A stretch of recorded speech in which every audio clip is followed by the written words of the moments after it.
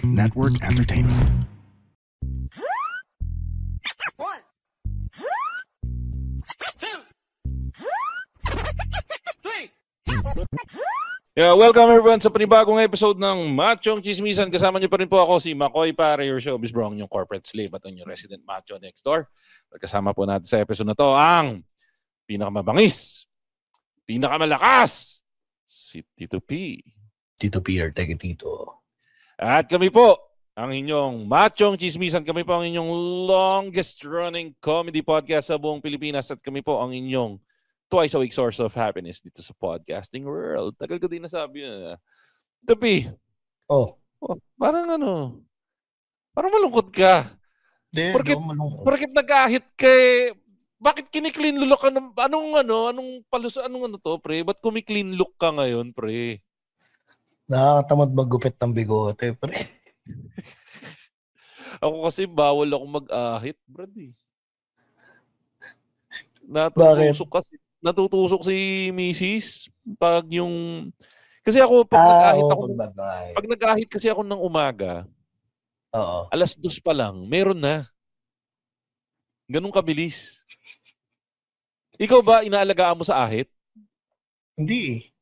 Hinahayaan ko lang. Ngayon lang ako nag-ahit eh. Nasubukan ko lang. Alam mo, sana yung bilis ng tubo ng bigote mo, ganun din yung bilis ng tubo ng buhok sa mga bumbuna natin eh. Ay, oo, pre. Seryoso. Diba? Parang nagtampo yung, alam mo yung sa akin, oh. mapangape ako dati, Tito P. Oh. Madami ako inaping kaibigan natin na medyo HIV. Oo, ako rin eh. Feeling ko karma sa akin. Biglang nung pandemic, nag-decide siya na parang, tangina, ayoko nang tumubo. Oo. Nakakatamad tumubo sa taas, dito lang sa baba eh. Oo, tayo napapakapaling ko lahat ng buhok mo sa buong katawan mo, pera lang isa sa bumbunan. Naubos bigla siya. Yun yung hassle. Doon ako nalulungkot.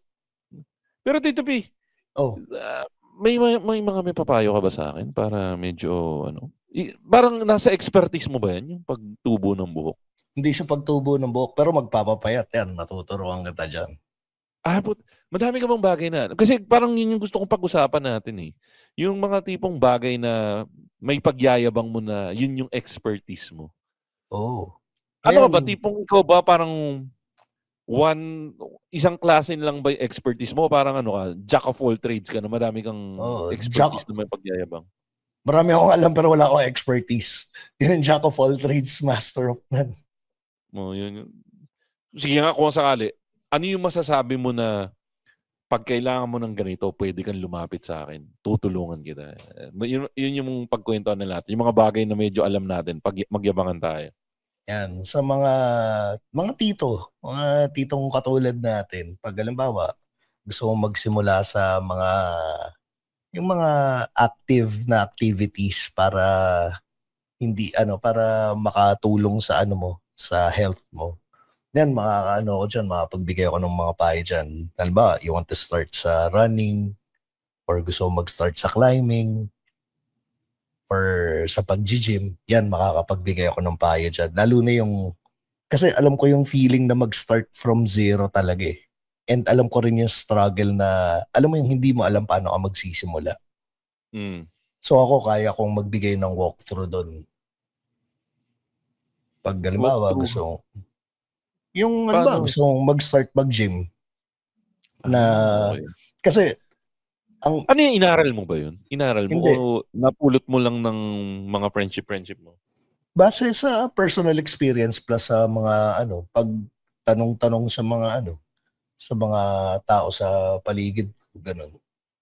Kasi sabi nga nila, dapat ang mindset mo is pag umabot ka sa punto na feeling mo, alam mo na lahat, ibig sabihin na nasa maling lugar ka.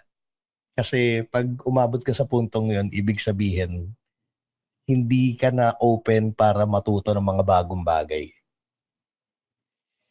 Tama. Sa bagay, ganun. Ikaw naman kasi, yung topic ko, light lang. Masyado mo namang, Hindi. Ang sasabihin ko lang naman, pag gusto mong maghanap ng pares na masarap, alam ko kung saan kitang pares dadalhin, tapos ikaw... Hindi, kaya. Hindi, kaya ko rin magturo ng mga ganyan. Pero syempre, kailangan ano rin, yung... Kasi ito yung mga magagandang topic para sa edad natin eh. Yung usually sasabihin sa akin, tumatakbo ka ulit. Paano nakabalik sa pagtakbo? Ako kasi masyado na ako matanda para dyan. Tapos ako yung tipong magsasabi sa yung wala sa edad yan, nasa mindset Hindi, mo totoo yan. naman. Diba? Kasi ako yun nga, babalik tayo doon sa pagtakbo. Kung kailan nagkaedad ako, doon pa ako medyo may ganang magtatakbo eh. So, hindi ko lang alam kung kaya ko pang i-maintain. Pero ako kasi parang gusto ko siyang i-maintain hanggang gawin ko na siyang lifestyle. Kasi nga, katulad ko ang nasabi ko sa'yo, mag-iisang taon na ako. Mag-iisang taon na ba? More than 8 months na akong tumatakbo araw-araw. Parang yun yung gusto ko malaman kung i-maintain ko siya. Yeah. Tapos yun pa yung doon, yun pa yung misconception na pag sinabi nila pag nag-gym ka, 1 taon lang, or pag tumakbo ka, 6 months lang, tapos pag nakuha mo na yung katawan na gusto mo, titigil ka na. Hindi ganun. Dapat talaga magiging bahagi na siya ng lifestyle mo. Ay, no. O sige, pero masyado tayong doon. Ako, siguro magbigay na lang tayo ng mga bagay na may masasuggest tayo kung sakali. Hindi nga, halimbawa, kung magtatanong ako sa'yo na kung ano yung the best na pares na pupuntahan, ano yung marerekomenda mong the best na pares na pupuntahan? Okay, so may mga random level pa. Lang to ha. Tapos mamaya ikaw naman yung magsabi kung ano yung gusto mong May mga level pa to ha. Kasi pag sinabi mong pares, tatanungin ko muna sa'yo kung anong estado mo sa buhay. Kasi meron yung mga alta sosyedad na gusto makatikim ng pagkaing mahirap pero hindi sila willing pumunta sa medyo sa sketchy ng mga lugar eh. Pero ano ba, regardless of budget ba yung usapan natin o paano? Hindi, depende sa tao. Depende rin sa budget. Kasi may mga pares na yung sobrang mura eh. Pwede kayong dun sa mga naglalako lang eh. Kaya lang may mga kilala ka na hindi naman nila kayang kumain, maatim na kumain sa mga ganun lugar. So hindi mo masasuggest yun sa kanila. So, sige, pero yun nga, ano sasuggest mo? Sige, game. Pag alta sosyedad, sa Goto Tendon ko ipapupuntahin. Hindi pa ako nakatry ng Goto Tendon. Masaya ba? Masarap. Tatalunin niya yung pasarapan yung Paris Retiro? Depende kasi sa sa gusto mong lasa ng pares eh. Pero sa akin kasi sige, ako kasi hater ako nung Paris Clear eh. Hindi. Yung Paris Retiro kasi, since yun yung kinalakihan ko, walang tatalo sa Paris Retiro. Para sa akin alam mo bang hater ako nung yung Retiro Pares na fake? Yung fake? Yung fake. O yung ine-endorse ni Big Boy Cheng? Oo. Puta, hater din ako noon. Alam mo yung hindi ako mahilig mag-wish ng masama, pero parang medyo nag-scandal fraud ako nung nagsara yung ganung malapit dito sa amin. Oo. Hindi dahil, to be fair, maayos yung pares nila. Oo, maayos naman. Hindi ko lang gusto yung fact na they're banking in dun sa Retiro Pares. Exactly. Exactly. Inaangkin nila eh. Parang false advertising. Pero in fairness again guys, tinikman ko yung pares nila. Masarap yung pares nila. Masarap yung pares nila. Hindi lang masaya na nire-rip off nila yung OG na Pares Retiro. Kumbaga parang bilang a pares lover, binastos nila yung yung origins ng pares. Pero sige, parang final answer. Ako ilalaban ko diyan pre, best pares. Best friends. To be fair, masarap rin yung best friends. Kaya lang kasi bilang laking QC, teritoryo namin yung Retiro, I stand by my home court eh. ako home court cook. Ano yung O home Caloocan. court mo kasi Caloocan, kaya best friend pare. So Ang gusto nagigets ko ko kasi yun. doon sa best friends pare, medyo pa corn beef na yung laman eh.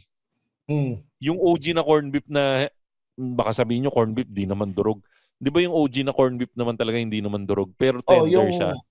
Yung papunta na dun.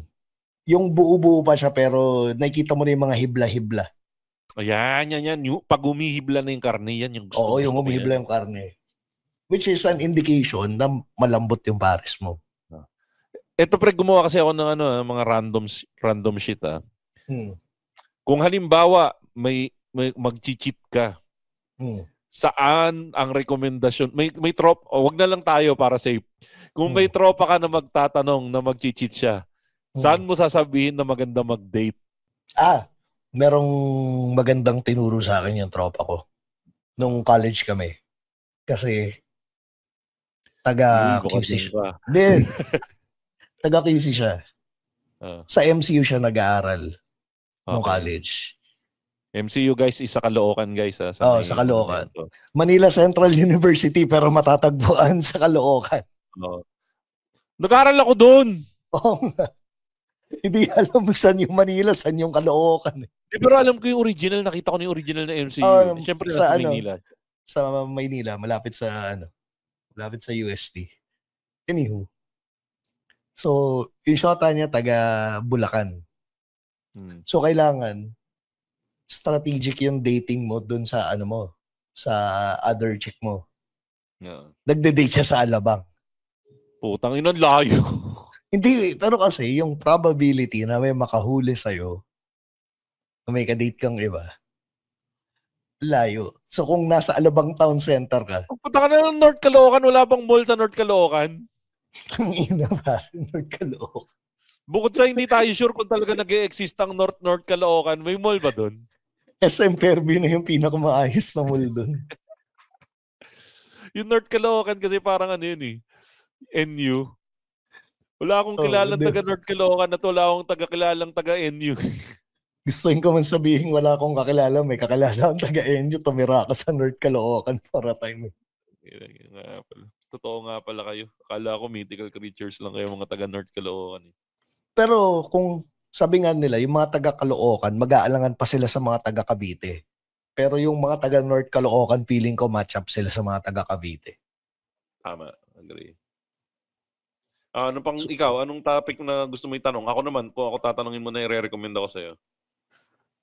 Ano ba ang burger? Ano ang masasuggest mo na Tangina, ito na naman ako. Magfa-fanboy na naman ako eh. Kung burger ang usapan, Tropical Hut Hamburger, syempre.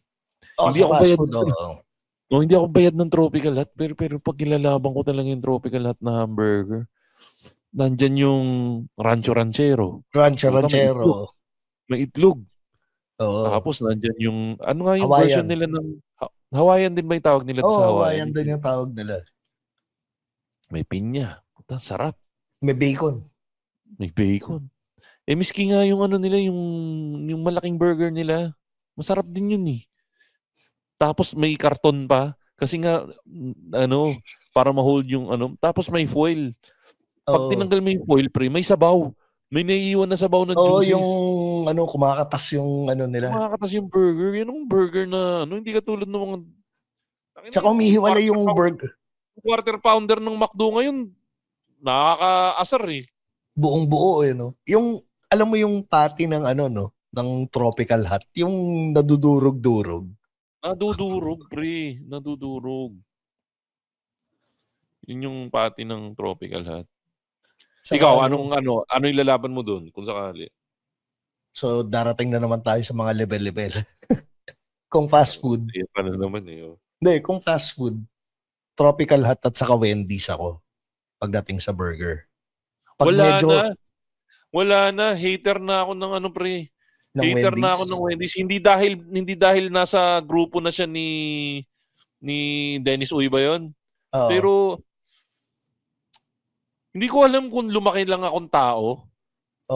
Sobrang disappointed ko ngayon pag bumibili ako ng bacon mushroom milk. Kasi nung kabataan ko yung...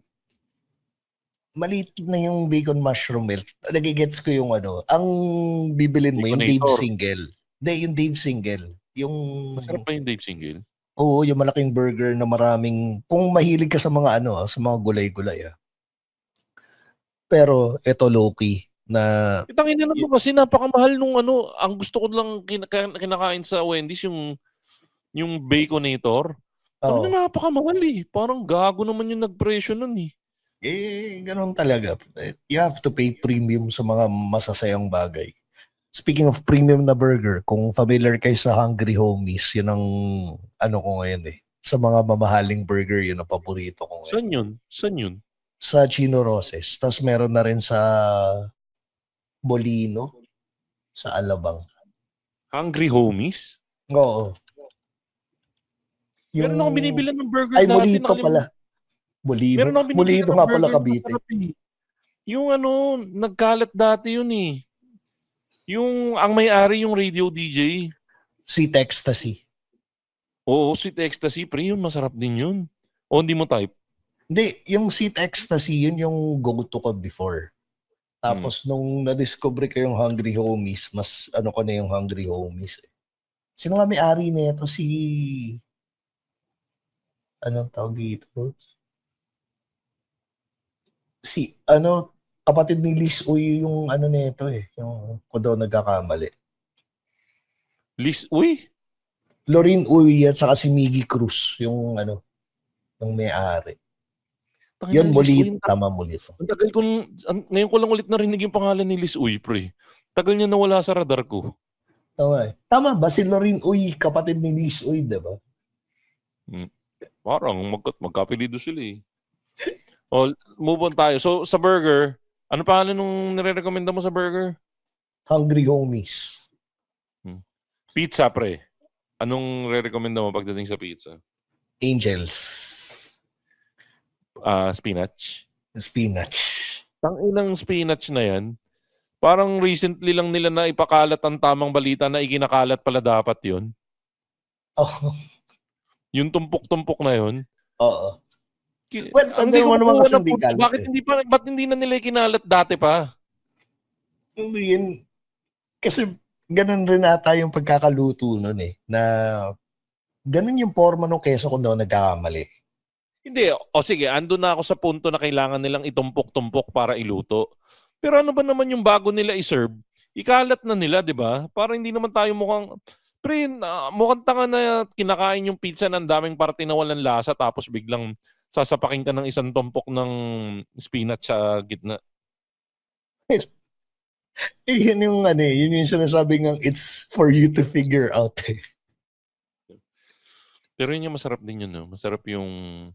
Oo. Namimiss ko na nga yung Angel's Pizza. Na ano. Ang alam ko kamag-anak ni Gabby Concepcion may-ari nun eh. Basta kung daw nagkakamali, yung dating may-ari ng daw sure pero yung dati atang may-ari nung franchise ng Domino's Pizza, nung natapos na yung deal nila with Domino's, doon na nila in-establish yung Angels eh. Pero definitely, hindi naman ginaya yung menu ng Domino's, no? Medyo malayo eh. May sarili silang kumbaga parang kinuha lang nila yung business model tapos gumawa sila ng sarili nilang menu eh. Kasi yung lahat ng yung mga lumang Domino's, sila yung naging Angels eh. Kung mapapansin mo. Kaya doon yung theory ko na Pero sa akin, pumapalag pa rin pre ang manager's choice. Oo. Pag thin crust, Shakey's talaga ang Hater ako ng thick crust ng Shakey's. Oo. Thin crust talaga ako. Same thing with Pizza Hut. Ang Pizza Hut naman, stuffed crust ang nila, ang signature nila, na parang hindi ko ma-imagine sarili kong pupunta ng Pizza Hut para umorder ng thin crust. Pero alam mo yung Pizza Hut, parang mahigit 10 taon na yata akong hindi nakakabili ng Pizza Hut. Hindi ako fan ng Pizza Hut. Saka yung mga stuffed crust nila, parang hindi ako masyado fan nun. Mas nag-a-appeal siya sa mga bata. Parang feeling ko nung high school ako yun, Pizza Hut yung parang go-to ko eh. Hindi ko alam kung bakit pag tumatanda ka, mas nagli-lean ka towards dun sa thin crust. Tapos yung Doon ka bumibili ng Pizza Hut mo, yung per slice. Bad trip kasi yung per slice ngayon parang pinaka-basic flavor yung nilalagay nila. Hindi na sila naglalagay ng mga special flavor doon sa mga Pizza Hut na stall.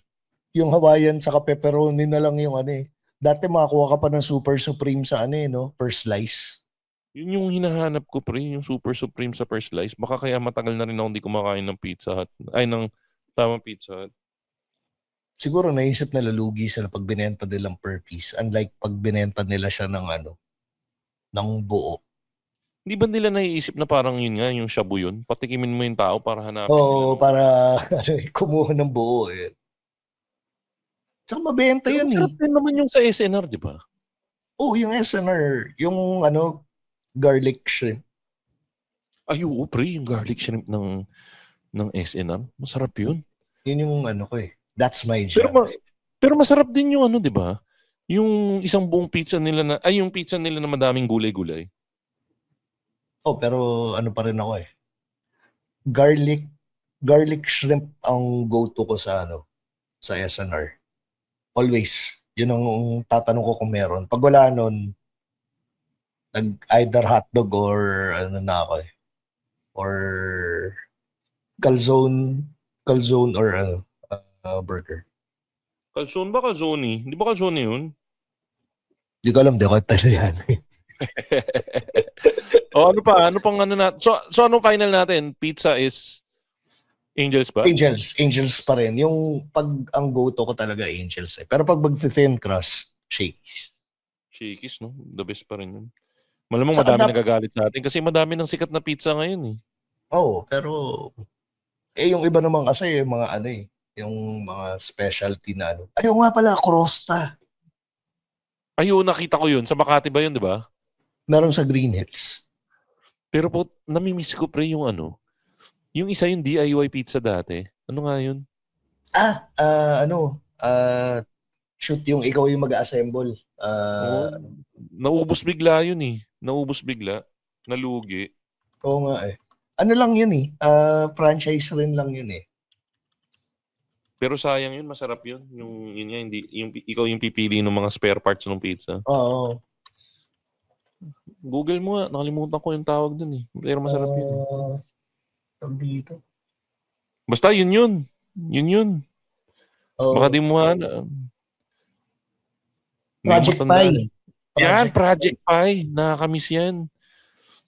Meron akong binipili dyan dati yung manipis na karne. Prosciutto yata yun. Lagi ko pinapalagyan ng marami. No? Prosciutto ba? Prosciutto. Hindi ako Italiano eh.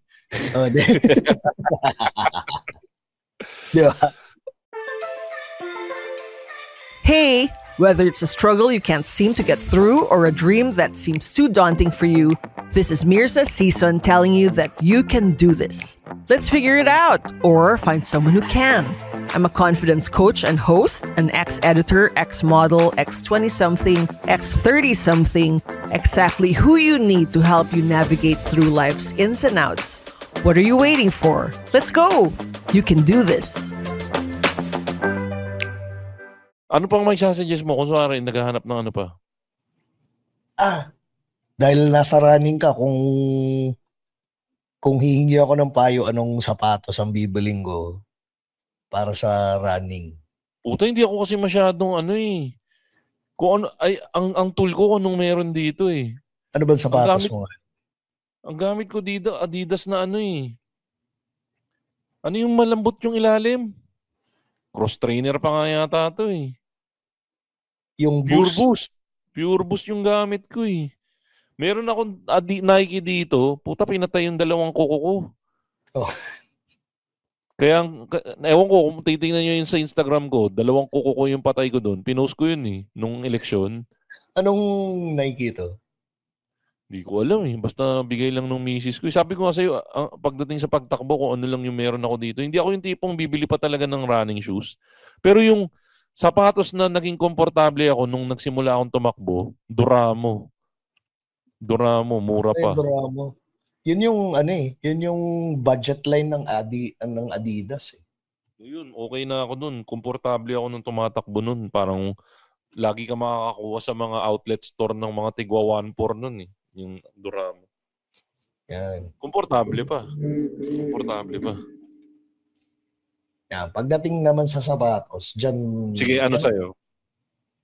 So, di ko alam kung bakit ang rami kong running shoes. Pero hindi ako ganung palatakbo.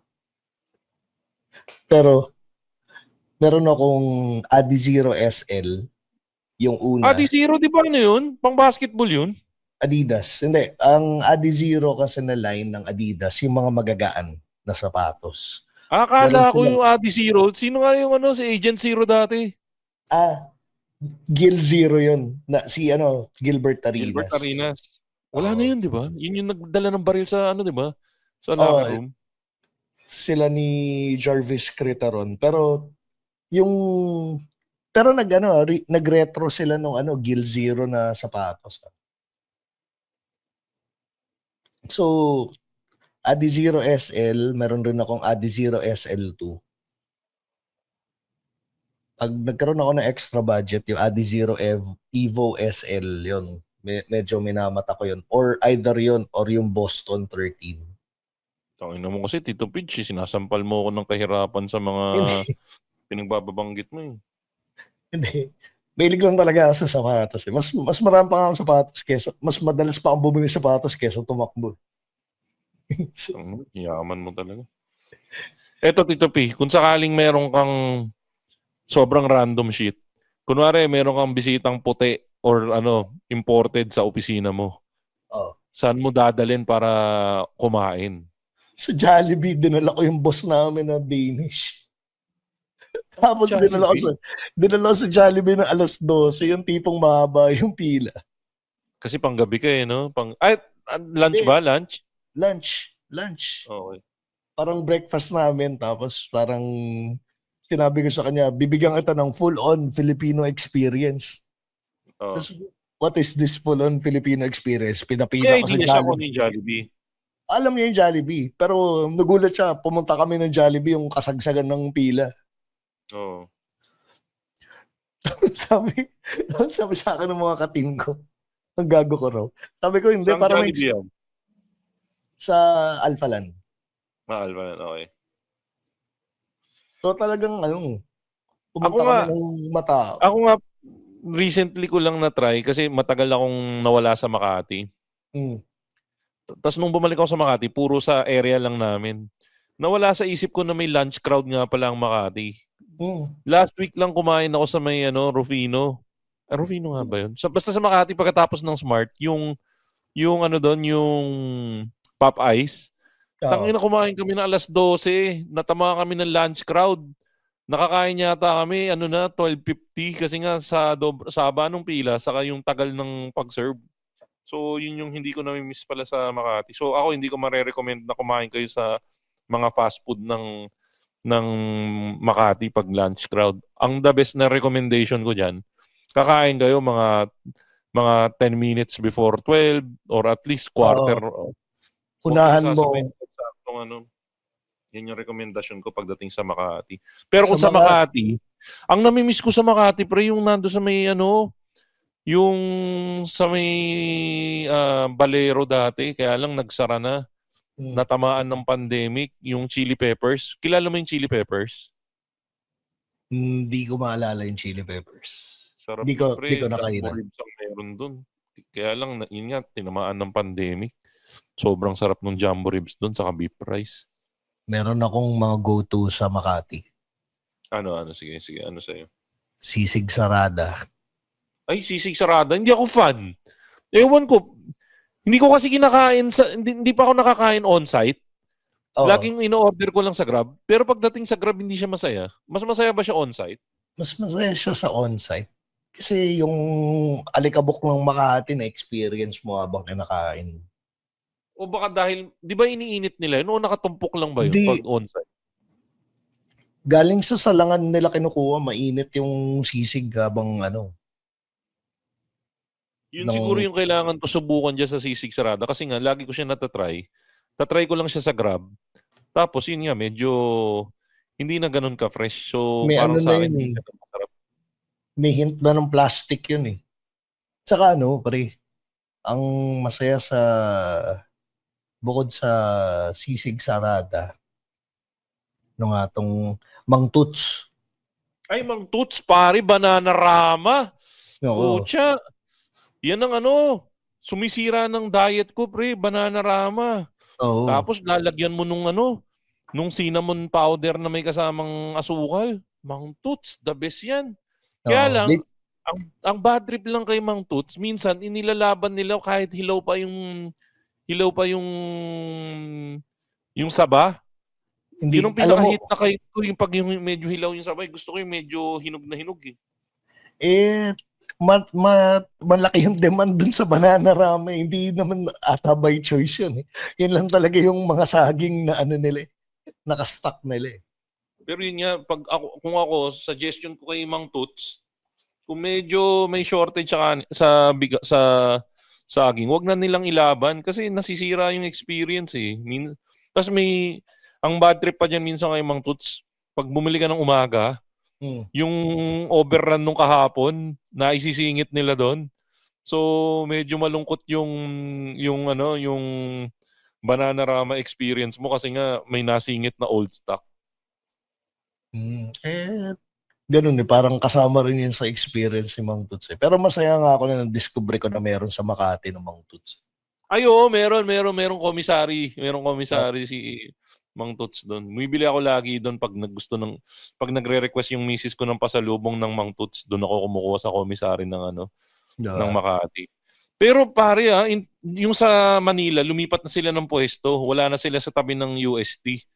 Medyo mga 2 blocks away na sila doon sa dati. Trinay ko yung mga ulam, masaya yung ulam nila doon. Oo, yung ulam ang go-to talaga sa Yung Bananarama naman kasi yun yung novelty. Well, signature nila yun. Pero yung mga ulam ni Mang Toots, yun yung talaga. Yun talaga yung pinupunta doon. Technically kasi di ba bago-bago pa yung Bananarama? Parang pandemic lang yata sumikat yung Bananarama. Yung Bananarama matagal na. Na yun? Pre-pandemic. Yun? Nag-aaral pa ako, may Bananarama na yun. Matagal na yun. Putang ina, kung nag-aaral ka pa. Kasi yung Bananarama nakuha ni Mang Toots yun nung nagtatrabaho pa siya sa Barko daw siya. Diba? Sa barko. Dun kumbaga yung mga recipe lang niya dun sa barko, yun lang yung dinala niya dun sa Ano pa? Go to na Mommy House. Meron ka ba? Pares pa rin ako.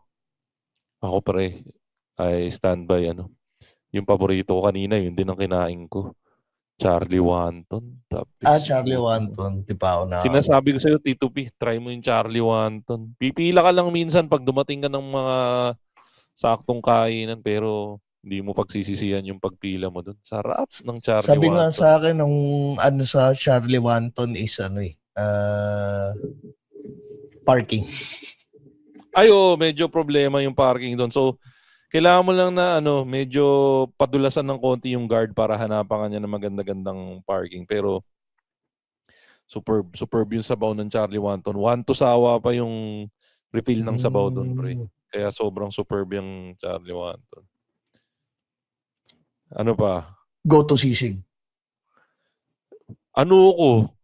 Yung sa sa may ultra. Alam mo matanda na pag ultra yung reference no? Ano nga yung bagong tawag sa ultra? Philippine Sports. Ano yung tawag dun sa ISIS. Hindi po yung namumugot ng ulo ISIS, AYSEE. ISIS. Kilala ba si ISIS? Hindi. Ang alam ko namumugot Nawalan ako ng respeto sa'yo. Hindi mo kilala si ISIS. Pag nagkita tayo, papakainin kita sa ISIS. The best yung sisig na yan sa Pasig. ISIS. Sarap dyan, pre. Tapos meron pang tokwat baboy dyan. Panalo rin yung tokwat baboy dyan. Tapos meron din dyan ng pinapaitan. Panalo rin yung pinapaitan dyan. Pag sinerve nila yung papaitan sa'yo, pre, may apoy. May apoy sa ilalim. So, hindi lalamig kagad yung pinapaitan mo. Pero, the best pa rin yung sisig dyan. Yun nga, malapit lang yan sa Ultra, guys. Yan yung OG. So, kung nasa may Ultra kayo, Pasig area, ISIS kayo, Brad. Sobrang panalo dyan. I see. Okay. AYSEE. SEE. Oo. Ang hirap sa Pasig. kung masikip sa sampalok, mas malalasaan. Ikaw, anong go-to mo na sisig? Sa akin, surprisingly, sisig hooray. Masarap din. Masarap Diba? din. Natry mo na yung sisig with bacon? Hindi pa. Masaya. Masaya yung sisig with bacon. Oo, feeling ko kasi yung sisig tapos bacon tapos pinagsama mo. Oo. Tapos anong binibili mong size? Yung barkada meal ba o yung Hulkbuster ba yun? Kasi O yung set ka lang? meron na kasing set, di ba, yung may kasamang itlog. Oo. Pero pag yung gutom, isang barkada at saka maraming kanin. Medyo traidor yung barkada meal yun. Pag tingnan mo, kala mo konti pero madami yun. Oo. Pre, ano yun? Mag-aalok ka nun pag hindi ka gutom. Oo. Kailangan talagang may tamang gutom ka para maano mo yun. Parang gusto ko tuloy bukas nun. Buti na lang meron sa Grab nun. Yun ang ordering ko bukas, yung sisiguro eh. Nakakatawa pa yun pag nasaktuhan mo nagtatadtad si kuya no? Yung mga nagpe-perform yung na tadtad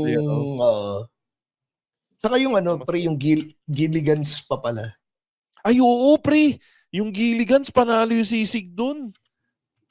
Napaalala mo sa akin, panalo. Agree ako sa iyo dun, masarap yung sisig sa Gilligan's, pre. Yun yung kinopya ng Jerry's, di ba? Oo. Ang Nagkakamali. ayoko kasi sa Jerry's, minsan, pre, madami masyadong matigas. Alam mo naman, medyo tumatanda tayo ng pabaliktad. May braces. 500 kagad per bracket yun, pre. Hindi maganda yung mga matigas-tigas na yun eh. Pero yung Gilligan's yun, solid din lasa at saka maano rin. Crispy pata. Go to crispy pata mo. Ang pangalan niya ito, ikaw. Livestock ka ba? Ayo, livestock. Ako pre, meron akong pagdadalan sa'yo pag nagpunta tayong Malabon. Pre, Judy Ann's crispy pata. Panalo yun. Pag sinerve sa'yo yun, pre, may pickles yun. Sobrang panalo na yun. Judy Ann's crispy pata. Ilang beses na na-feature sa Malabon yun, pre, sa Malabon. Pero ilang beses na-feature sa mga TV show yun. Pwede ka pang humingi ng extra pickles dun. Sobrang panalo. May pickles. Okay ito Minsan, alam mo pag matanda ka na, yung pickles, na-appreciate nung bata ka, tinatanggal mo yun eh. Pre, seryoso. May extra pickles kaya ako pag nag-hamburger ako. Yun nga eh. Tama yung observation mo. Yung pickles kasama sa pagtanda yan eh, no? Alam mo, matanda ka na pag yung nag-extra pickles ka na eh. Pero nung bata ka, tinatanggal mo yan eh. Sarap. May bili nga ako ng ram. Alam mo yung ram? Ram na pickle, yung pickle na bottle na Oo, pre, bumibili ako noon. Nag-away kami dati, misis ko, kinain niya lahat eh. Wala natira. Kung matanda ka na pag yung maasim, na-appreciate mo na. Sarap. Meron nga ako isang bote na atsara dito, pre. Di ba? Parang minsan magluluto ako ng masarap, ang daming atsara. Alam mo yung feeling ko, pag yung demographic natin yung nakikinig natin, puro mga tito, abang sinasabi natin yung atsara, pickles, parang, alam mo yung, uy. Sarap eh. Ewan ko, parang, hindi kompleto kain ko ng mga longganisa pag wala akong pickle o kaya atsara.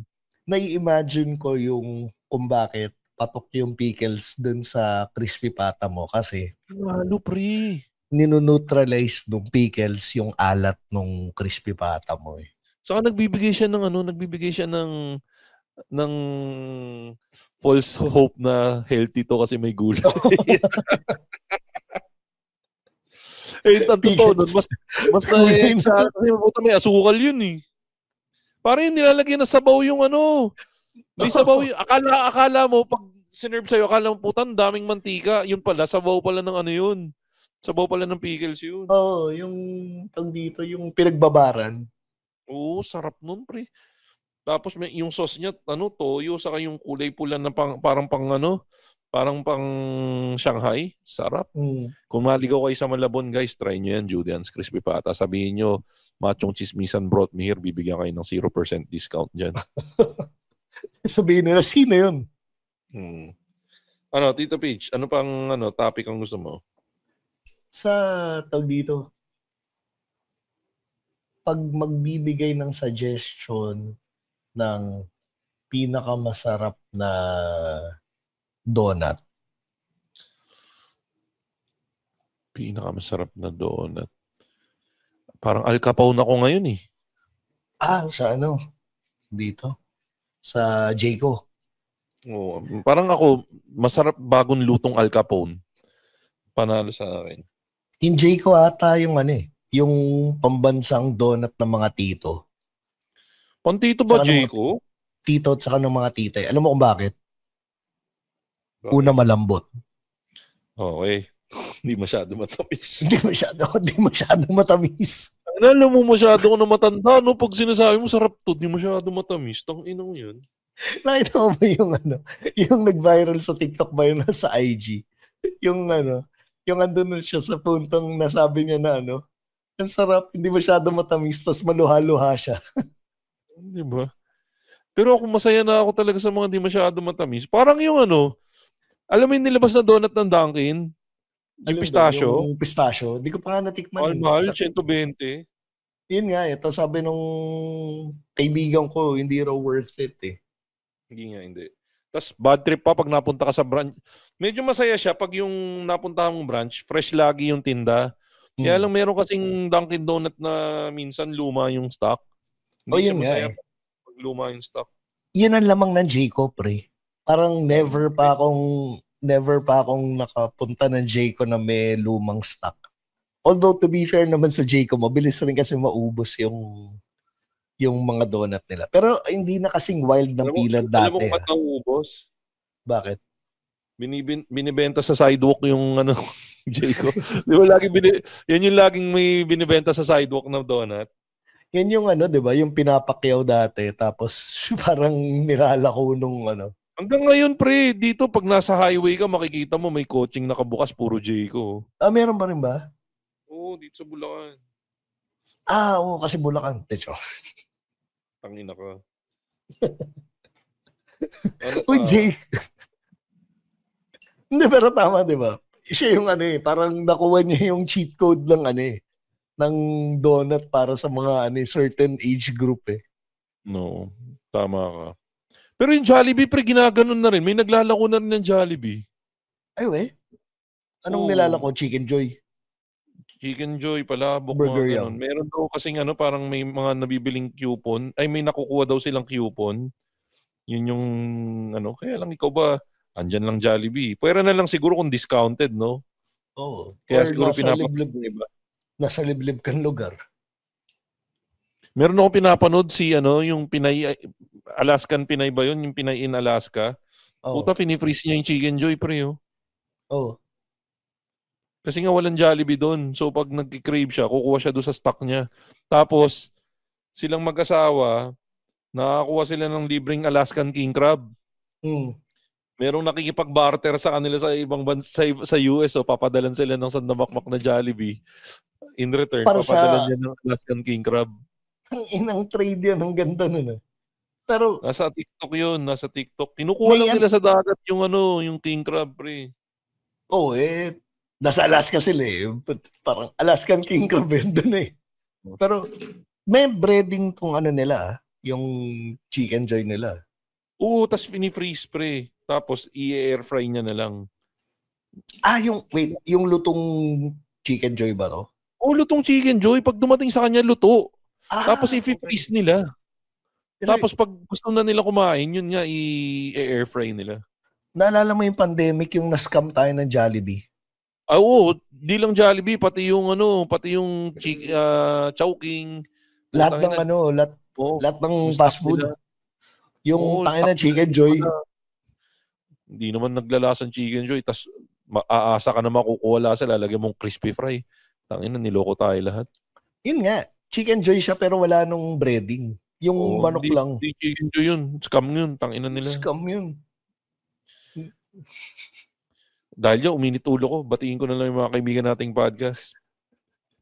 Ako, pre, magaling ako sa mga podcast. Ito yung mga magagandang podcast na i-recommend ako. Tanungin mo ako, Tito P, ano ba yung mga magagandang podcast? Oo nga, kung makikinig ako ng podcast, anong marerekomenda mo sa Ay, akin? dyan ako magaling, pre. Andyan yung Backtrip Podcast, Tigastito Podcast, yung Pinoy Memeology Podcast, yung 25% Podcast ni Jasper Reyes, 3040 Podcast, MJ's Bubble Podcast, Fanboy Chronicles Podcast, Hobby, Galingan Mo Naman Podcast, saka yung Tatay Hood Podcast, saka syempre yung pandaan ko sa Lightbulb ni kumpare kong si RJ Maximo.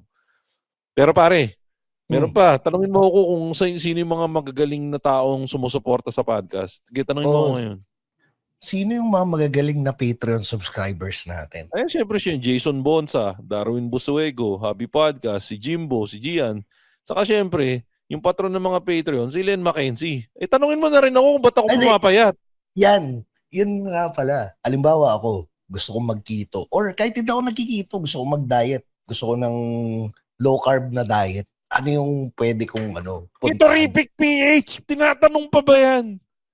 Sa sobrang galing ng Ketorific PH, papadalan nila ako ulit ng bagong stock dahil wala na akong stock. Pero check nyo yung Ketorific PH. Nandyan lang yan sa Grab kung nasa Metro Manila kayo. O kaya check out nyo yung Instagram nila saka yung Facebook nila. Ketorific PH. Kung nagustuhan nyo yung aming podcast, pwede nyo kaming follow sa Spotify, sa social media pages namin. Napagtanto ko, Tito Pidge, na sa dami nung nakikinig sa atin, 80% nun di pa nakafollow sa atin. So, i-follow nyo naman kami sa Spotify. Buisit. Follow nyo kami. May tanong ako sa'yo, pare. Kung halimbawa gusto kong i-follow yung podcast, paano ko i-follow? Click ko yung follow. Tanga ka ba? Ano ba yung 3 seconds ng buhay nyo, ilaan nyo para lang pindutin yung follow. Follow. Mano-notify ka pa na may bago nang upload yung Machong Chismisan. So, guys, click nyo yung follow. Tapos, yun nga, kung may extra kayong pera, supportan nyo kami para magawa pa kami ng maraming content. Pwede kayong mag-subscribe sa aming Patreon. It's patreon.com/machongchismisan. Ikaw ba, Tito Pete? Saan nila pwede i-follow? Sa Instagram, Tito__P. Yan. At syempre, since natapos na ang ating latest episode ng Machong Chismisan, nandito na naman po tayo sa ating paboritong portion sa Balat ng Lupa. Ito ay ang tinatawag na Pina-follow ba ni Tito P? Pina-follow ba? Pina-follow ba? Pina-follow ba? Pina-follow ba ni Tito P? At ang ating i-check ngayon kung pina-follow ba ni Tito P ay walang iba kundi ang sikat na female vlogger na walang iba kundi si Miss Jelay Andres. At ito na po mga kaibigan, i-check nyo na po ang inyong mga Instagram bago pa i-unfollow ni Tito P. At yun-check natin ngayon, si Miss Jelay Andres ay pina-follow ni Tito P! Yay! Tito P, bakit mo pina-follow si Miss Jelay Andres? Matagal na yan. Nung kakasimula pa lang natin. Ito yung nagkakagulo sila ni King Badger. King Badger. Sige, sabi mo eh. At yan mga kaibigan, ang ating latest episode ng Pina-follow ba ni Tito P? Tito P, dito na nagsasara ang Machong Chismisan, mga kaibigan. Ano ang iyong masasuggest na pinaka-random stuff bago tayo magsara? Ano yung pinaka-trip na trip mo ngayon na gusto mong isuggest para sa mga nakikinig ng Machong Chismisan? Wala akong maiisip eh. Sapatos? Sige, kahit anong random stuff na sapatos, go. Evo SL. Adizero Evo SL sa mga naghahanap ng running shoes. 8,000. Gano? 8,000. Putay na, alam mo ako, parang ang cut-off ko para sa sapatos, mga 3+. Masama na yung loob ko pag bumili ako ng 3+. Pre, kahit gumastos ka ng 8,000 dito, pag tumakbo ka ng malayo, magpapasalamat sa yung paa mo. Sige, titingnan ko yan. I-message mo sa akin yung kung ano yung hahanapin ko sa susubukan ko. Baka, kasi naghahanap ako ng maganda-gandang running shoes nito eh. Kasi yun yung madalas na tanong sa akin eh. Na diba, Tito P, tumatakbo ka? Ano yung, kung pipili ako ng sapatos, anong masasuggest mo sa akin? So sa akin, yun ang sa training shoes para sa versatile kasi siya. Pwede mo siyang pang-training, pwede mo rin siyang pang-race. Saka wala siyang plate. So, ako, Tito P, alam mo kung ano yung sasuggest ko sa inyo? Ano? Makinig kayo ng local podcast. At pagdating sa local podcast, syempre, yung longest running comedy podcast, Machong Chismisan. Nakikinig kayo ngayon dito, ibig sabihin maganda taste nyo. So, maraming salamat sa pakikinig ng Machong Chismisan. Kasama po natin, walang iba kundi ang pinakamabangis, pinakamalakas na si Tito P na lagi nagsasabing, honesty is the best. At ako naman po si Makoy Para, your showbiz bro na lagi nagsasabi, lagi niyong tatandaan, ang tunay na macho! Chismoso. Have a great day, everyone. Bleep!